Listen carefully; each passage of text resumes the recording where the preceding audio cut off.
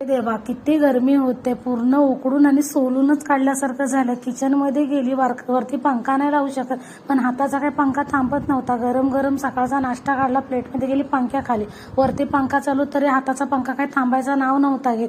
गरम घास खाल्ला, चहा नाही प्यायला तर जीव जातो. सकाळी इकडनं तिकडनं घामाच्या धाऱ्या सगळीकडनं पुसल्या. खाल्लेलं जिरवायला पाहिजे, मग काय भांडी घासा. आणि किती खाल्लेलं असलं गरमीमध्ये तरी पाणी पियाल्याशिवाय काही पोट भरत नाही. अख्ख्या दिवसभर ग्लासवर ग्लास पाणी पियत जा. कपडे धुवायला गेली, बोटातून अंगठीच खाली पडली. बरे अरे देवा, बरी जरी भेटली, नाही तर नवऱ्याने आता मलाच घाम फोडला असता बिना कामाचा. जेवणामध्ये म्हटलं चला गरमीमध्ये कॉकटेल काहीतरी पेय बनवतो तसं जेवण बनवूया.